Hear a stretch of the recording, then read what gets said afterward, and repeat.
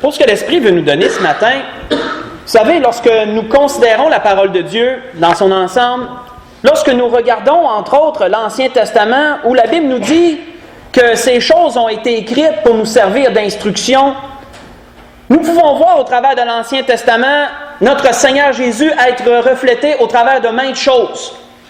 Nous pouvons voir qu'il est reflété au travers, entre autres, des prophéties, des choses qui ont été annoncées d'avance, comme l'est dit dans l'Hébreux, chapitre 1, verset 1-2, qu'au début, excusez-moi, Dieu a parlé par les prophètes, mais qu'ensuite, il est venu parler par le Fils.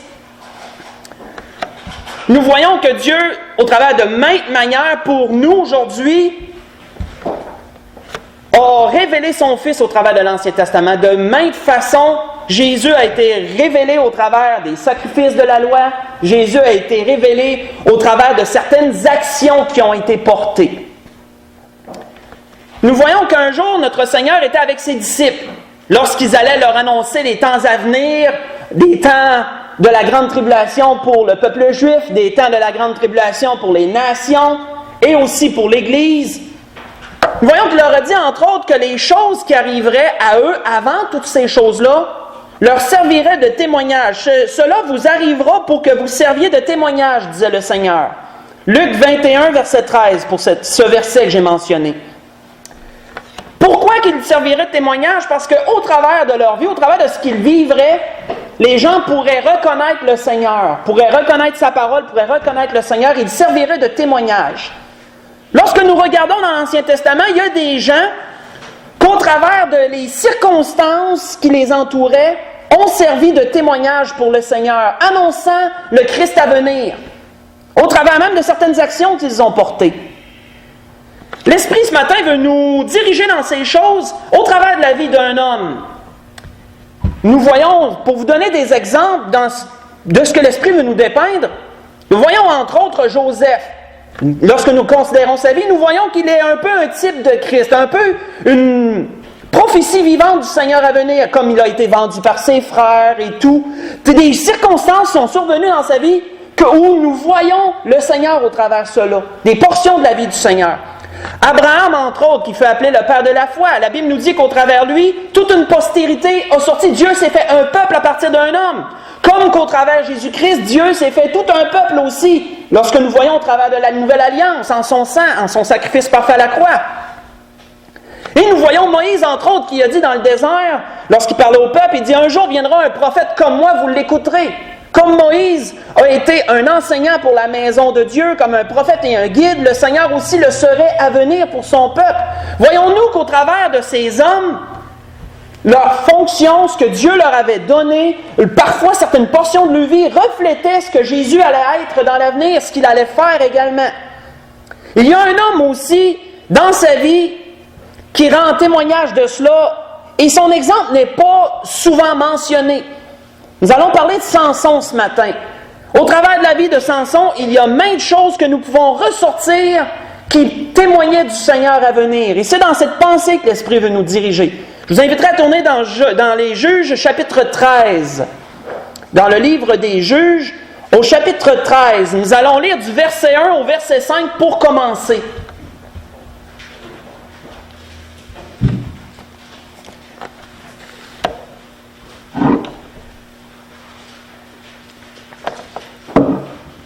Nous allons voir dans un premier temps les circonstances qui ont entouré la naissance de Samson et nous pourrons relever au travers de cela maints exemples qui se reflétaient des circonstances qui ont entouré la naissance du Seigneur aussi.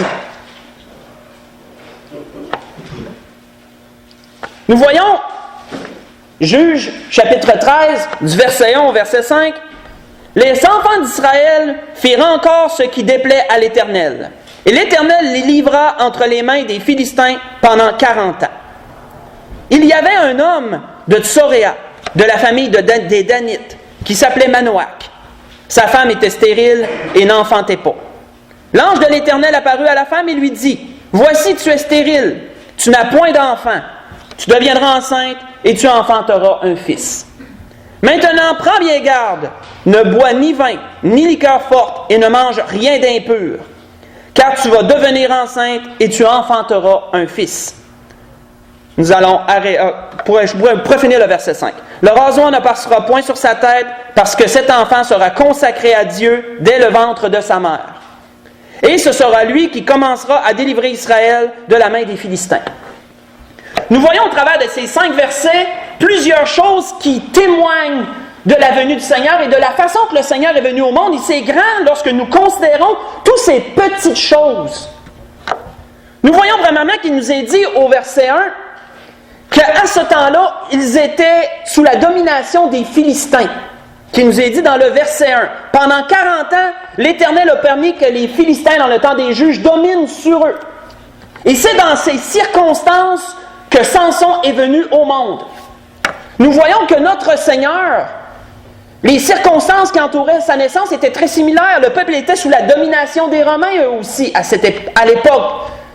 Et notre Seigneur est venu au monde dans ces mêmes circonstances. Ce sont des petits points que je veux relever et nous allons enchaîner avec des choses un peu plus profondes, je dirais.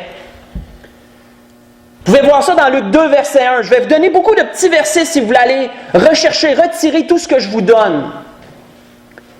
Nous voyons entre autres que la venue de Samson a été annoncée par un ange. L'ange de l'Éternel est venu voir la femme de Manoach et lui a annoncé la naissance d'un fils. Nous voyons que les circonstances de notre Seigneur ont été similaires. Marie a reçu la visite d'un ange. Et elle aussi, il lui a été fait l'annonce que de elle naîtrait un fils aussi. Vous voyez ça dans Luc 1, verset 26 au verset 38. Nous voyons que l'ange a donné des instructions très précises à la femme premièrement, et ensuite, il s'est révélé également à l'homme pour lui donner encore des instructions. Nous voyons que ce fut l'exemple ici, ce fut le cas ici. Premièrement, la femme a reçu des instructions de la part de l'ange. Et vous savez, il est merveilleux, frères et sœurs, de comprendre comment que la femme a une place importante aussi dans le cœur de Dieu. Parce que lorsque nous considérons la parole et la façon que Dieu travaille, souvent les femmes ont été ciblées premièrement pour certaines annonces, certaines choses. L'homme a été ciblé en second, lui. Pas dans tous les cas, mais dans certains cas, la femme était la première à recevoir la révélation. Nous voyons que ce fut le cas ici.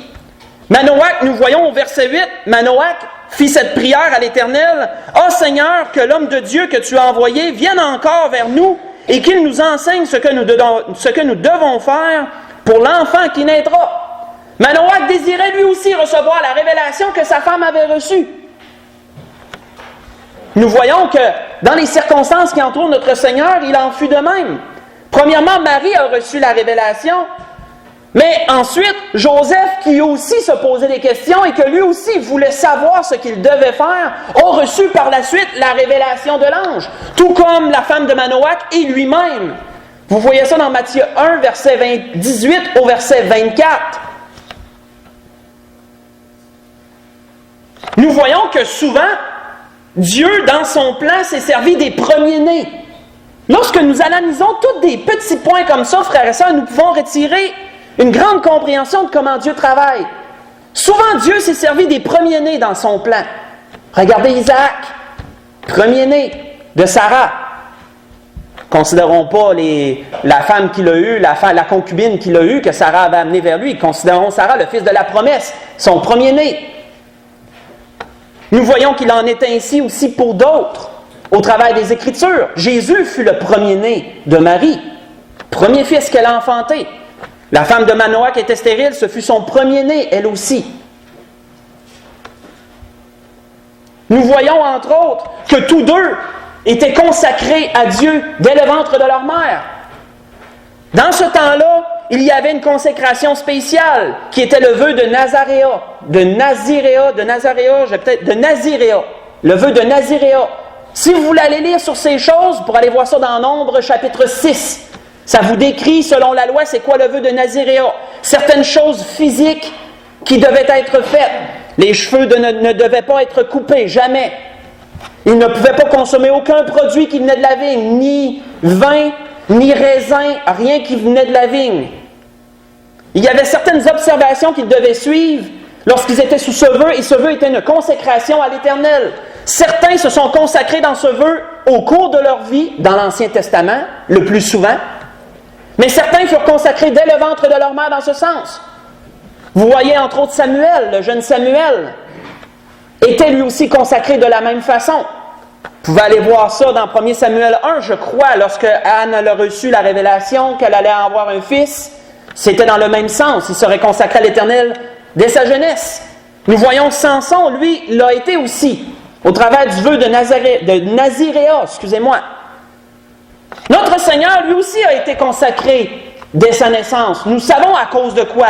Non à cause du vœu de Naziréa, mais à cause de son origine éternelle, qui est Dieu lui-même, qui venait parmi les hommes, mais aussi à cause de sa mission.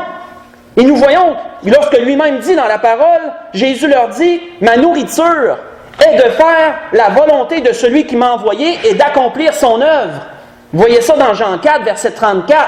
Lorsque le Seigneur dit « Ma nourriture est de faire », vous savez, la parole elle utilise souvent une image, un langage codé, un langage spirituel pour les choses spirituelles. Lorsque quelque chose est notre nourriture, c'est notre raison de vivre, c'est notre principal, c'est ça qui nous nourrit, c'est ça qui nous dirige, c'est ça qui nous motive. Ma nourriture, disait Jésus, est de faire la volonté de mon Père. C'était sa mission principale, c'était sa consécration. Il ne faisait que ça. C'était sa nourriture. Mais nous voyons que Samson, lui aussi, était consacré dès le ventre de sa mère, à servir Dieu, à la façon que l'Esprit l'utiliserait. Nous avons vu quelques points jusqu'à présent. Et voyez, ici, nous regardons bien, nous voyons de grandes similitudes entre ce qui est arrivé à ce moment-là et ce qui est arrivé au Seigneur beaucoup plus tard. Nous voyons que tous les deux, dernier point avant d'enchaîner, sont venus au monde pour opérer une délivrance. Nous voyons qu'il nous a été dit à la fin du verset 5, « Et ce sera lui qui commencera à délivrer Israël de la main des Philistins. » Si Samson est venu au monde, c'est parce que Dieu avait envie d'opérer une délivrance au travers de cet homme. Si Jésus est venu au monde, c'est parce que Dieu avait envie d'opérer une délivrance au travers de notre Seigneur. Nous voyons qu'il nous est dit d'ailleurs sur cela, petit verset que je veux vous lire.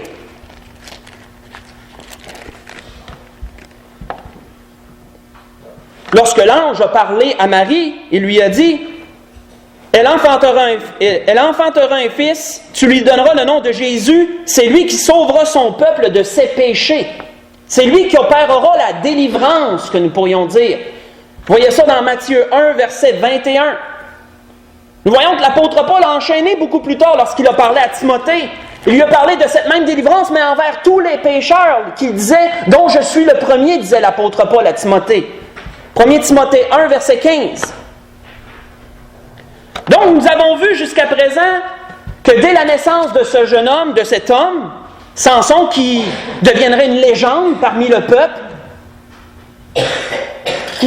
un homme qui avait une force extraordinaire, hors du commun.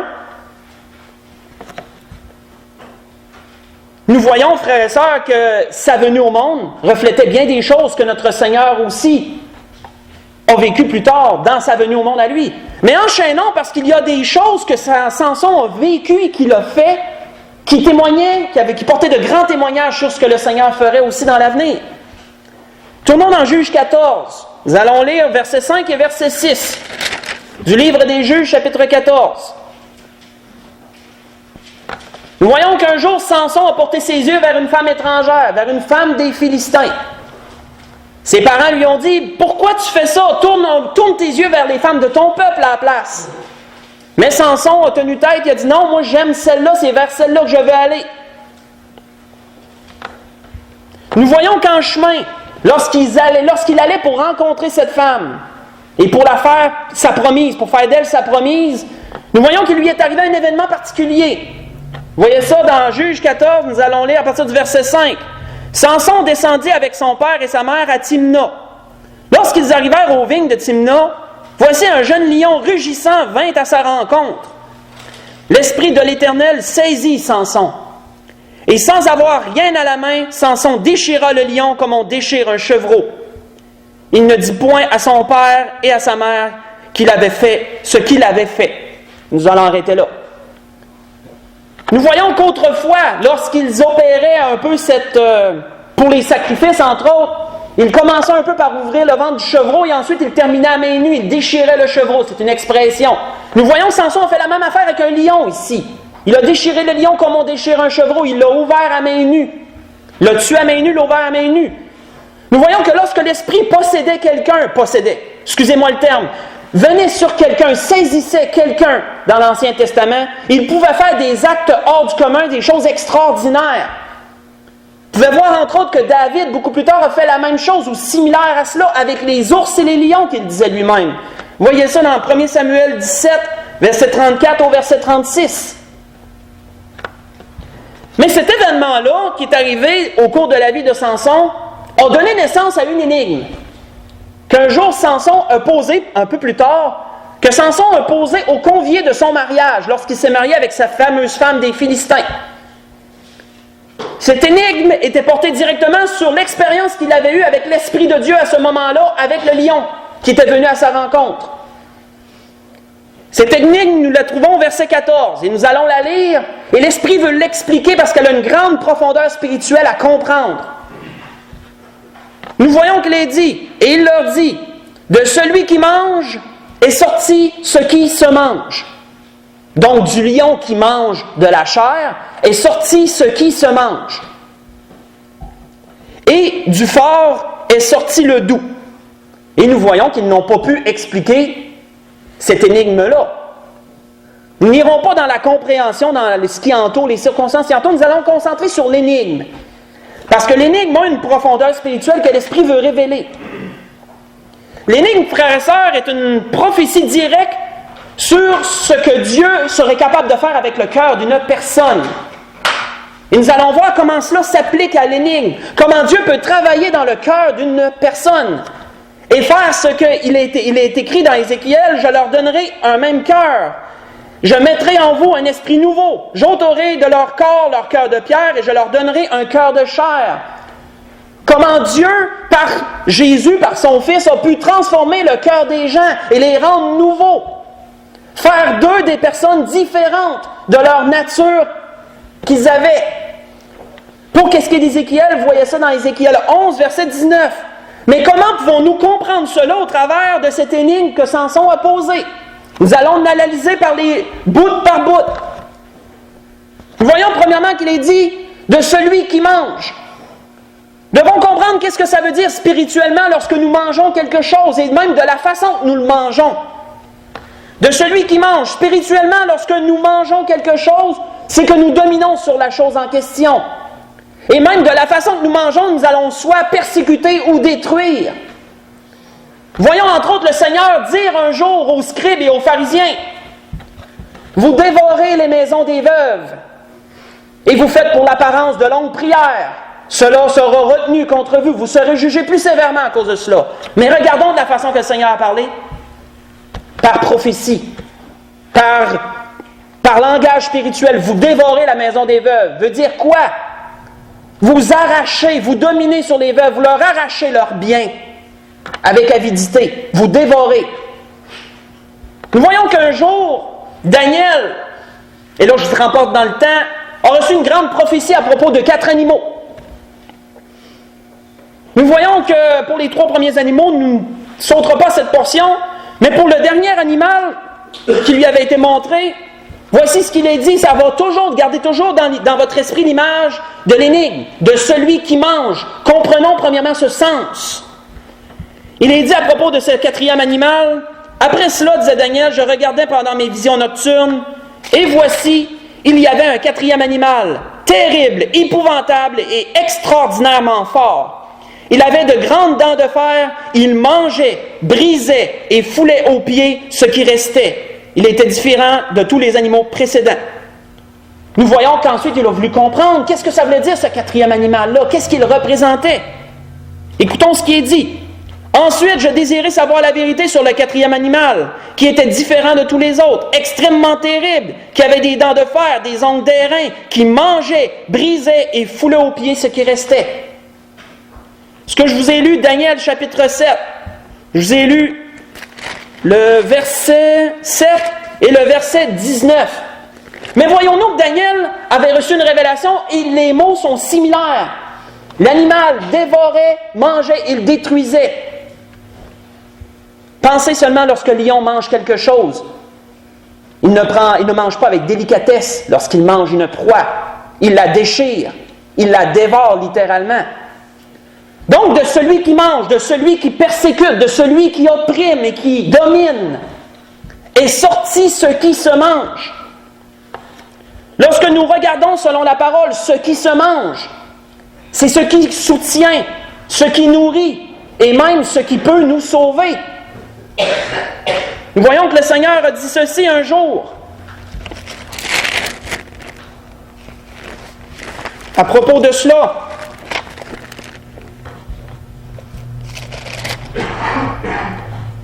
le Seigneur a dit, « Je suis le pain de vie, disait le Seigneur. Et écoutons le langage, c'est le même. Vos pères ont mangé la manne dans le désert et ils sont morts. C'est ici le pain qui descend du ciel, afin que celui qui en mange ne meure point. Je suis le pain vivant qui est descendu du ciel. Si quelqu'un mange de ce pain, il vivra éternellement, disait le Seigneur. Et le pain que je donnerai, c'est ma chair, que je donnerai pour la vie du monde. » Voyez ça dans Jean chapitre 6, verset 48 au verset 51. Mais voyons-nous, frères et sœurs, toujours le même langage, toujours le manger, selon celui qui mange et selon ce qui se mange. Donc, comment cela s'applique avec l'énigme, la sens de l'énigme, de celui qui domine et persécute, est sorti une parole vivante, est sorti ce qui se mange, ce qui peut nourrir les autres. Et du fort est sorti le doux, démontre comment Dieu peut changer un cœur.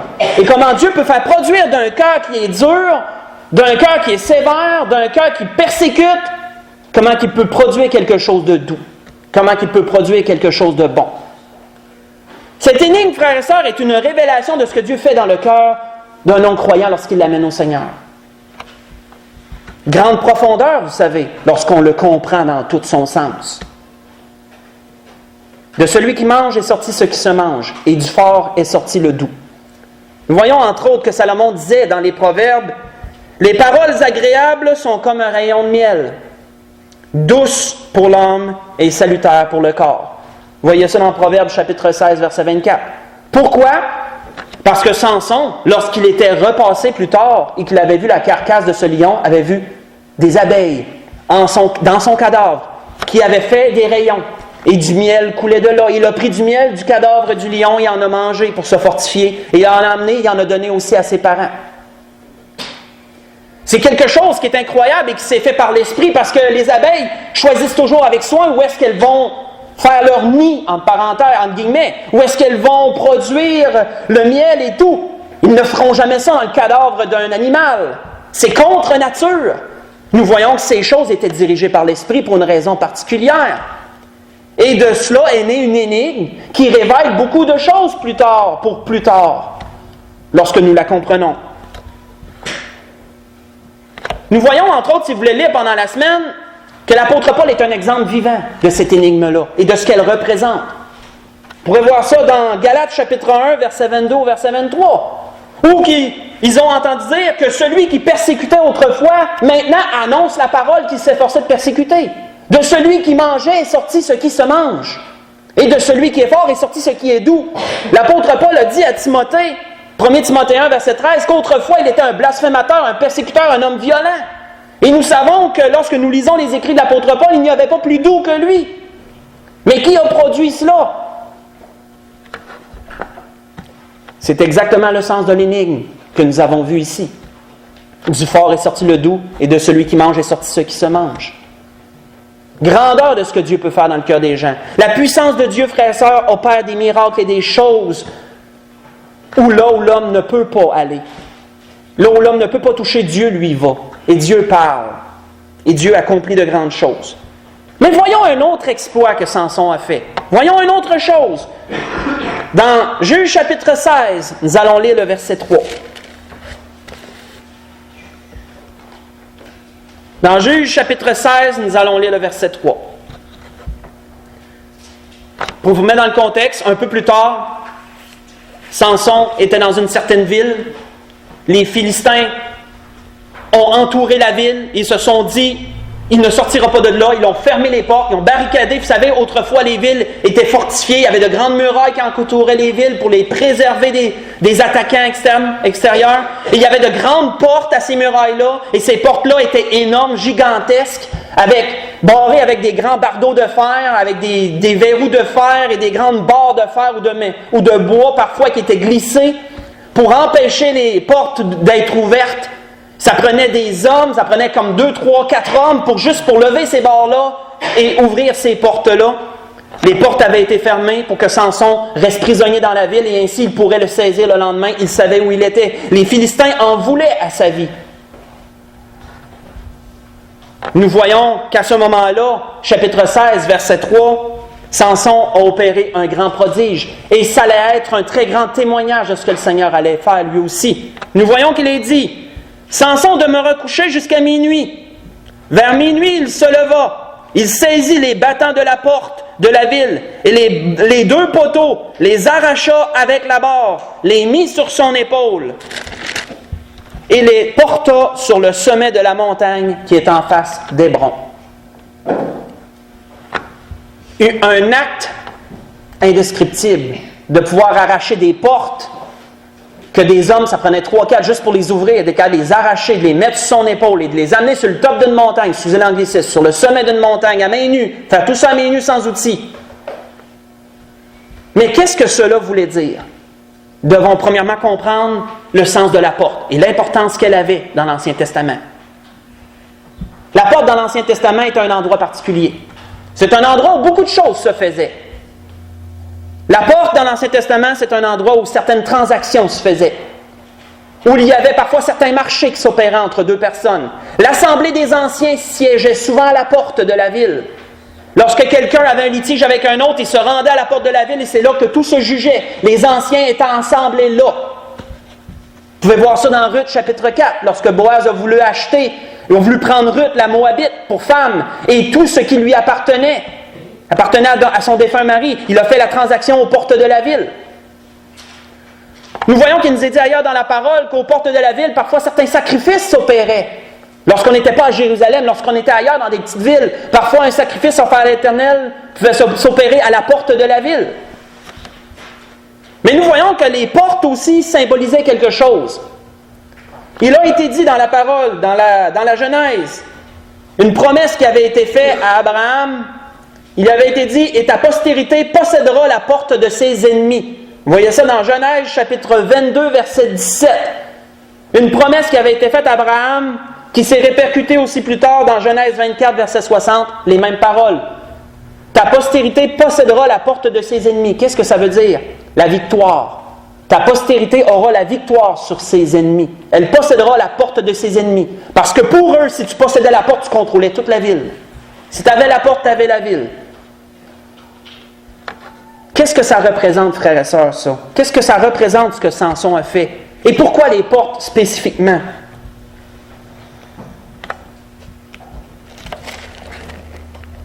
Voyons ce qu'il nous est dit. Je vais vous lire ce qui est dit à propos du sacrifice de notre Seigneur et nous pourrons faire un lien très clair avec tout cela. Voyons qu'il a été dit à propos du Seigneur, par la bouche de l'apôtre Paul aux Colossiens, « Vous qui étiez morts par vos offenses et par l'incirconcision de votre chair, il vous a rendus à la vie avec lui en nous faisant grâce pour toutes nos offenses. Il a détruit l'acte dont les ordonnances nous condamnaient et qui subsistait contre nous, et il l'a détruit en le clouant à la croix. Il a dépouillé les dominations, les autorités, les a livrées publiquement en spectacle en triomphant d'elles par la croix, disait l'apôtre Paul. Qu'est-ce que notre Seigneur a fait, frères et sœurs? Samson a pris les portes de la ville, qui symbolisent la victoire sur l'ennemi, les a mis sur ses épaules et les a amenés au sommet de la montagne et les a mis là en face d'Hébron, ce que nous avons lu.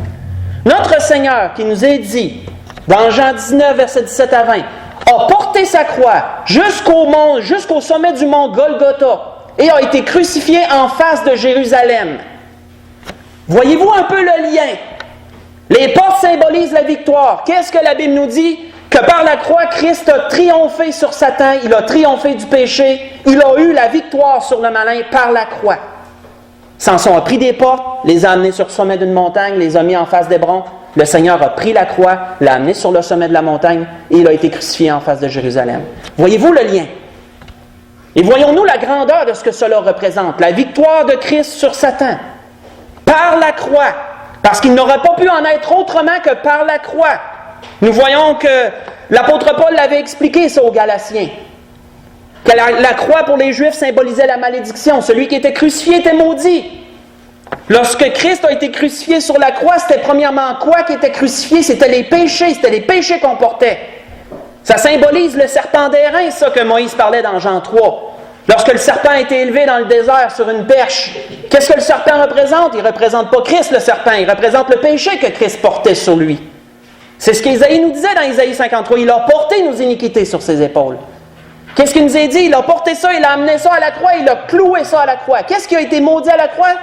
C'est les péchés que Christ portait. Malheureusement, le Seigneur, par la même occasion, puisque lui aussi était sur la croix. Il était sur la croix portant nos péchés. Mais lorsque nous comprenons la grandeur du sacrifice de notre Seigneur et la grandeur de la victoire qui en a résulté, nous pouvons comprendre comment Samson, l'acte qu'il a fait, symbolisait cela et comment ça fait ressortir la grandeur du sacrifice de notre Seigneur pour nous. De grandes choses, frères et sœurs, à en comprendre. Tournons dans Juges chapitre 15. Nous restons toujours dans l'histoire de Samson.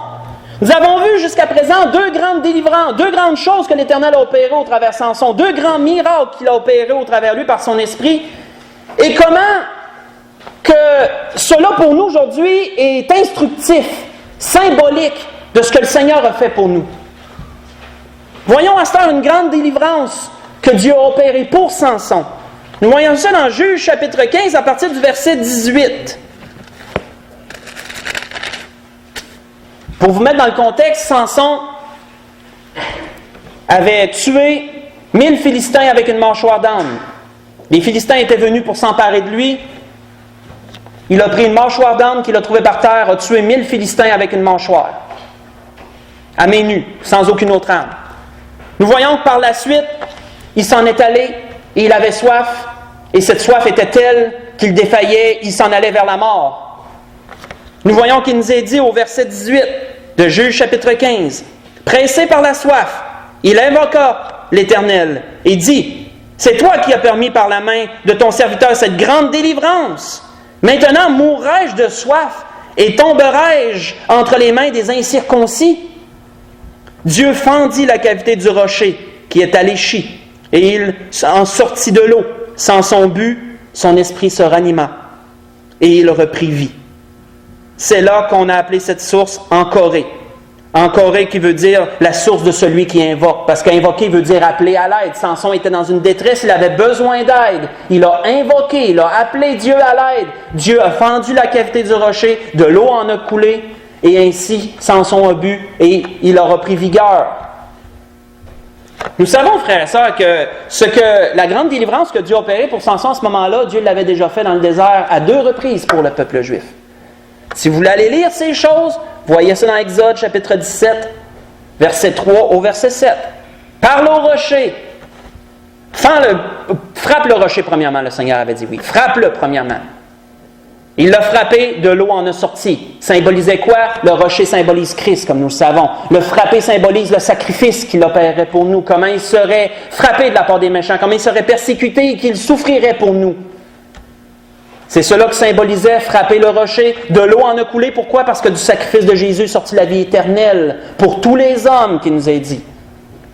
Nous voyons que la deuxième fois, Nombre 20, verset 7 au verset 11, parle au rocher, ne le frappe pas encore. Moïse l'a frappé. On ne va pas dans toutes ces choses. Mais dans les 2 fois, de l'eau est sortie du rocher pour abreuver le peuple, et c'était des temps de détresse. C'était des temps où le peuple avait besoin. Et Dieu a opéré à chaque fois une délivrance pour eux en fendant le rocher, en faisant sortir de l'eau d'un rocher. Nous voyons que Samson a vécu la même chose. Dans la détresse, Dieu a fendu le rocher pour lui, de l'eau a sorti et il a pu s'abreuver lui aussi. Vous savez, ce grand miracle Premièrement, témoigne encore de notre Seigneur, qui est un rocher, quelqu'un sur qui on peut s'appuyer, une base solide dans cette vie, une base qui résiste jusque dans l'éternité, une fondation ferme. Il représente comment qu'au travers lui, nous avons la vie éternelle. Mais comment, frères et sœurs, aussi que cet acte que Dieu a opéré, cette délivrance, représente la délivrance que Dieu peut nous donner dans les moments de notre vie et dans nos temps de besoin aussi. Cette action parle grandement pour nous, vous savez, lorsque nous sommes dans une détresse quelconque, qu'elle soit morale ou physique. Nous voyons que David, dans les psaumes, a dit ceci: Dieu est pour nous un refuge et un appui, un secours qui ne manque jamais dans la détresse. Psaume 46, au verset 2. Mais comment David aussi avait dit autre chose de beau dans les psaumes que je veux noter. Il est dit: l'Éternel est près de tous ceux qui l'invoquent, de tous ceux qui l'invoquent avec sincérité. Il accomplit les désirs de ceux qui le craignent, il entend leurs cris et il les sauve. L'Éternel garde tous ceux qui l'aiment, disait David dans le psaume 145. J'ai lu le verset 18 au verset 20. Nous avons vu jusqu'à présent des portions de la vie de Samson. Nous avons vu sa jeunesse, comment que sa venue au monde témoignait, était très similaire avec notre Seigneur. Nous avons vu certaines choses qu'il a accomplies, 2 faits qui témoignent de ce que le Seigneur ferait lui-même. Nous avons vu une grande délivrance qui témoigne de ce que le Seigneur ferait. Nous en allons tranquillement vers la conclusion. Nous voyons, frères et sœurs, que Samson et notre Seigneur ont été vendus les deux pour de l'argent. Une autre similitude. Nous le voyons un peu plus loin dans Juge 16, verset 5 et verset 6. Que lorsque Samson a encore pour son malheur été vers une autre femme des Philistins qui se nomme Dalila, elle avait conclu une entente avec les grands, les rois de son peuple, et ils étaient prêts à lui offrir beaucoup d'argent pour la capture de Samson. Et elle a réussi à le faire capituler, à lui faire révéler le secret de sa grande force, et nous savons que Samson, ses cheveux ont été rasés, son vœu de Naziréa a été annulé. C'était par ce vœu qu'il avait cette grande puissance. Son vœu a été annulé, il a perdu sa grande force, il a été dompté comme on peut dompter n'importe quel animal ou n'importe quel homme. Il a été vendu pour de l'argent, comme notre Seigneur a été lui-même vendu par l'un de ses plus proches disciples, Judas, pour de l'argent également. Nous voyons que tous les deux, Samson et notre Seigneur, sont morts, et au travers de leur mort, une grande délivrance en a suivi. Samson, lorsqu'il est mort, a fait écrouler toute une grande maison. Elle devait être immense. Et cette grande maison a tué plus de Philistins qu'il a lui-même fait dans toute sa vie en une seule fois. Et la plupart des grands qui sont morts là, c'était des rois, c'était des grands, c'était des têtes dirigeantes du peuple philistin. De sorte qu'il a donné un grand coup aux Philistins par sa mort et de la façon de ce qui est arrivé, du point de vue de Samson. Et notre Seigneur, comme nous le savons, au travers de sa mort, a donné un grand coup à Satan lorsqu'il a arraché de son emprise toutes les âmes par le péché, il a détruit le péché, il a détruit l'acte qu'il a été dit dans Colossiens 2, de sorte que tous avaient maintenant accès au travers de lui au royaume éternel. Mais vous savez, pour conclure, ce que l'Esprit veut nous donner, nous voyons que Samson a été un grand témoignage de notre Seigneur au travers de maintes choses. Mais Samson représente quelque chose, a été un grand témoignage pour autre chose aussi. Il a été un grand témoignage de la faiblesse humaine. Comme qu'il a témoigné grandement sur notre Seigneur, Samson a grandement témoigné aussi de la faiblesse de la chair, la faiblesse de l'humain, à cause du péché. Nous voyons que Samson suivait beaucoup les impulsions de sa chair. C'est un homme très impulsif. Il allait souvent vers les femmes étrangères. Nous voyons qu'avant qu'il arrache les battants de la porte, il avait été couché avec une prostituée. C'est ce qu'il nous est dit dans Jean, qu'on a lu dans Juge 16, verset 1 à 3, il est allé chez une prostituée. Samson suivait beaucoup les impulsions de sa chair. Nous voyons au travers de d'autres endroits que Samson est un homme qui était très émotif, plus dirigé par ses émotions que par sa raison. Souvenez-vous, on a eu quelque chose dernièrement sur cela. Il pouvait commettre des actes et sur un coup de tête faire autre chose. Pour conclure, je vous invite à tourner dans Colossiens chapitre 3. Parce que l'Esprit, quoi qu'il a voulu faire ressortir de grands exemples à propos de sa vie, veut conclure par un avertissement sur son témoignage aussi de notre propre faiblesse en tant qu'être humain. Dans le livre aux Colossiens, chapitre 3, nous allons lire verset 5 au verset 11 pour conclure. Grand avertissement que l'apôtre Paul laissait aux Colossiens sur le contrôle de nous-mêmes, contrôle des émotions, contrôle des impulsions.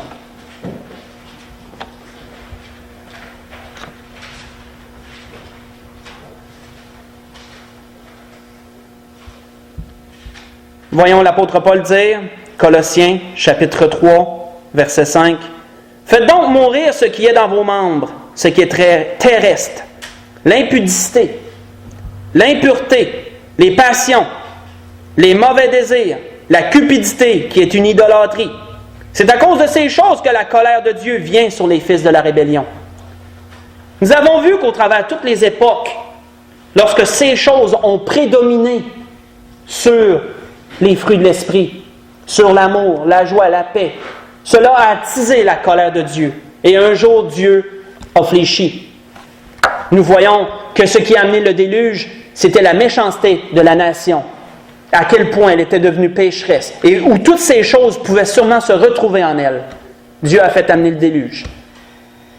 Nous voyons que l'apôtre Pierre nous avertit que ce temps-ci, dans le temps où on est rendu, cette terre-ci est réservée pour le feu. De grands jugements s'en viennent sur la terre. Pour les mêmes raisons que le déluge. Lorsque nous regardons dans Matthieu 24 ce que le Seigneur nous dit, comme au jour de Noé, ci, ça. Vous pouvez sûrement vous relater les versets. Ces mêmes choses se retrouvent de nos jours encore. Et c'est à cause de ces choses que la colère de Dieu va encore se manifester. Le jour du Seigneur qui s'en vient, le jour de la juste colère de Dieu qui s'en vient. Mais gloire à Dieu, nous en serons préservés en tant qu'enfants de Dieu. Nous voyons qu'il est dit au verset 7, « C'est ainsi que vous marchiez autrefois, lorsque vous viviez dans ces péchés. Mais maintenant, renoncez à toutes ces choses. » Pourquoi? Parce qu'autrefois, de vous qui mangiez est sorti ce qui se mange. Vous n'êtes plus les mêmes personnes. Autrefois, qui était fort, il sort le doux de vous. L'énigme que Samson avait posée. Vous êtes différents. Dieu a changé vos cœurs au travers de ce que le Seigneur Jésus a fait en nous. Nous ne sommes plus de cela. Donc, ces choses doivent être mortes pour nous. Qui veut dire qu'elles n'ont plus de vie, n'ont plus de force sur nos personnes, parce qu'on les a délaissées. L'ancien homme a été mis de côté. Toutes choses sont nouvelles, comme disait l'apôtre Paul aux Corinthiens. Maintenant, renoncez à toutes ces choses, à la colère, à l'animosité, la méchanceté, la calomnie, aux paroles équivoques, qui veut dire à double sens. Paroles équivoques qui pourraient sortir de votre bouche. Voyons-nous que ce que l'apôtre Paul reflète ici, c'est en plein ce que Samson faisait dans sa chair. Comme je vous l'ai dit, Samson était également un témoignage de la faiblesse humaine. Ne mentez pas les uns aux autres, vous étant dépouillés du vieil homme et de ses œuvres, et ayant revêtu l'homme nouveau, qui se renouvelle dans la connaissance selon l'image de celui qui l'a créé. Et nous concluons en disant, il n'y a ici ni grec, ni juif, ni circoncis, ni incirconcis, ni barbare, ni scythe, ni esclave, ni libre. Autrement dit, il n'y a pas de distinction de personne, de race, de peuple ou de quoi que ce soit. Mais Christ est en tous. Mais Christ est tout en tous. La grâce que je nous souhaite, frères et sœurs, c'est que, au travers de ce que l'Esprit a voulu donner ce matin, pour les raisons que l'Esprit connaît, que nous puissions en puiser une compréhension encore plus profonde du sacrifice de notre Seigneur, comprendre comment il se reflète au travers de tout l'Ancien Testament. Nous avons vu certaines choses profondes, mais il se reflète à tellement d'endroits. Comprendre ce que le Seigneur attend de nous et aussi de se tenir prêt, comme je le rappelle, et comme certainement tous les pasteurs le rappellent à cause de tout ce qui se passe, parce que notre Seigneur est proche. Levons-nous pour le dernier cantique.